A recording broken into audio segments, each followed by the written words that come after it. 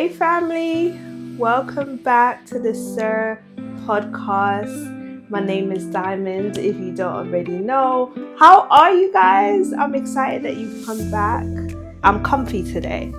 I'm relaxed because I just want to talk. Like we're just gonna, as the young people say, we're gonna chop it up. I want to speak to you today about, can God trust you? So, story time. My mom was telling me the story about myself. When I was a baby, she said, like how babies crawl and they pick up things and put it in their mouth. She said, Di, no, you were not like that. She said you would crawl and everything that you picked up, you brought it back to me. A candy, or it could have been a nail. She said it doesn't matter, you'd come and you'd bring it to me. And after a while, I didn't have to worry about you. She said I didn't have to worry that you might find something and hurt yourself because I had gotten so used to you coming to bring it back to me. In me bringing things back to her, she had developed a trust in me. And I thought about that in sense of our relationship with God. What comes up in your pathway, in your journey, in your life, that you pick up, but you don't give it to God? A job opportunity you may get, a new spouse, a boyfriend, a girlfriend. Do you bring that relationship to God and let Him decide? So when I was a baby and I was picking up these things and I would bring it to my mom, she would now decide what she gives back to me or what she takes away from me. I was no longer in control of that. But I think so often we get afraid or scared that if we bring it to God, He's gonna take away all the time. If I picked up a nail as a child, to me, without actually feeling the effects of the nail, it's a shiny object, it looks interesting, and I'm going to pick it up, right? But because I give it to my mom, she knows what that can do to me, and she takes it away. What looks shiny and interesting and exciting to you that you don't give to God? I know it's deep. I know, because even when I thought about it, I'm like, wow, like so much of life that we go through that we are afraid to have God have His hand on it, that we take it into our own hands. Let's flip it. There are things that are good, but it might not be the right time. Let's go back to the baby example. If I pick up a Jolly Rancher is just a normal sweet. It's nothing bad. It's a hard rock candy. It tastes good. But to a baby, that can be very harmful. So it's like you're taking a good thing, but if it's in the wrong timing, then it can be detrimental to you.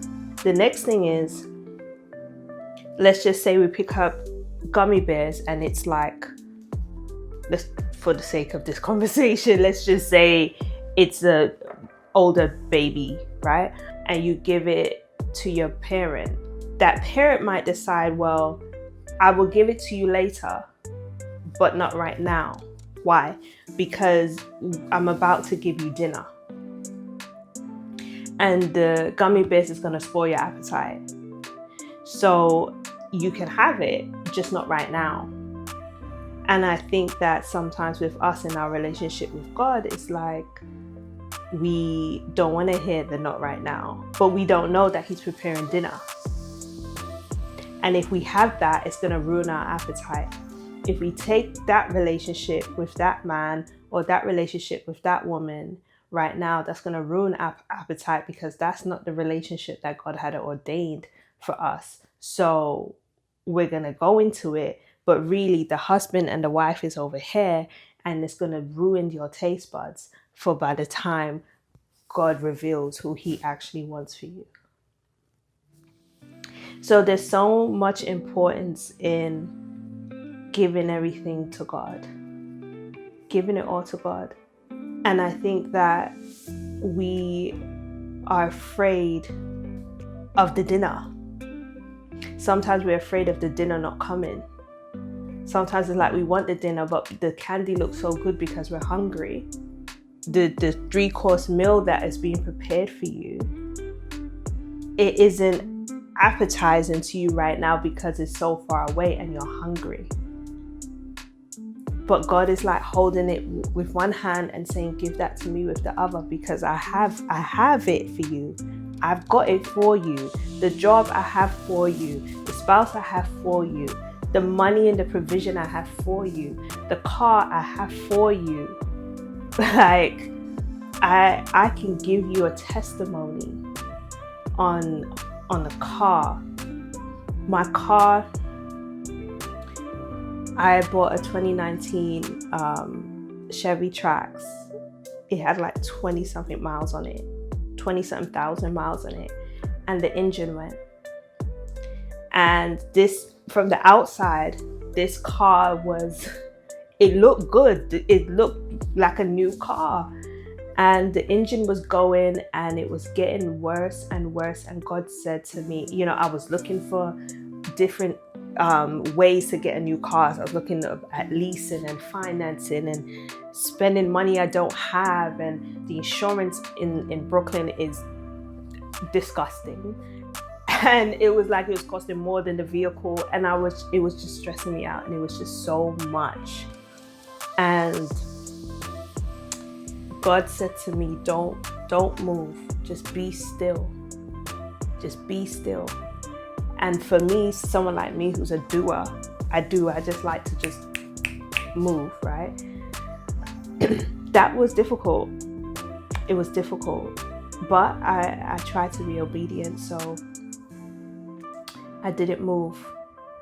And my car, I was driving it to work back and forth, doing like 20 miles one way, 20 miles back. And it was getting worse, and the car was I was starting to smell petrol in the car. The engine, it was just getting worse. And I'm like, man, maybe I didn't hear what I heard. Maybe he didn't say be still, because what's going on? But in the event that I did hear what I heard, let me try and be still, but it was hard. And then one day, my boss called me and said that a lady has decided to donate her car, and she's looking for somebody who is looking or in need of a vehicle, and she wants to donate that vehicle. And I said, yo, look at God. What did he do? He had one hair and he said, give me that. Give me your trust. Be still. Trust that I've got what I said I'm going to give to you, and you're going to be okay because you're my child. And in some way, somehow, I'm going to provide. Give me that. And he has that. Where do we see it in the Bible? Since we always want to be biblical and literate. When God said, Jesus was given the parable of the bags of gold. And if you want to read it, it's in Matthew 25, verse 14. Okay, family, not too much on me. I completely butchered the explanation of the parable and started waffling. So let me just quickly explain what I was trying to explain in the video. Matthew 25, 14 to 30 explains the parable of the bags of gold, in which a master entrusted his servants with his wealth, which was the bags of gold. To one servant he gave 5 bags of gold, to one servant he gave 2 bags of gold, and to another servant he gave 1 bag of gold. The servant which had 5 bags of gold came back and doubled his money and brought 5 more bags. The servant that had 2 bags of gold also doubled his money and came back with 2 more bags. And the servant that had 1 bag of gold dug a hole and hid the master's money. But now let's get back to the video. What's the point he was trying to make? The master entrusted his servants with talents. Trust. What are you going to do with what I've entrusted you with? So God has given us freedom. He's given us liberty. He's given us decisions to make. He's allowed us to have wisdom. What are you going to do with the things that are in your path and the things that come up in life? What are you going to do with what I entrusted you with? Your life is something you need to steward. What are you going to do with your life that I entrusted you with? Are you going to give it back to me and let me guide your path? Or are you going to just do what you want to do? So how does that tie into us and what we're doing? A way of living in righteousness is to become a person who God can trust. How do you do that? You stay in constant communication. You stay in your word, you stay in your prayer, and you commit everything back to Him.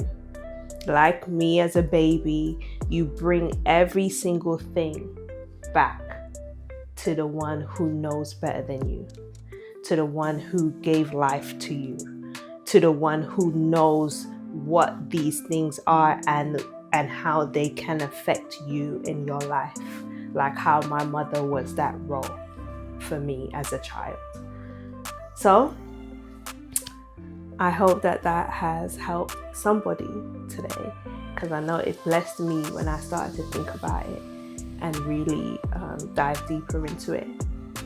But yeah, thank you guys for chilling with me on my orange couch, relaxing. I hope you guys enjoyed. I will see you in the next episode, and be safe, trust God, and I'll see you soon. Love you.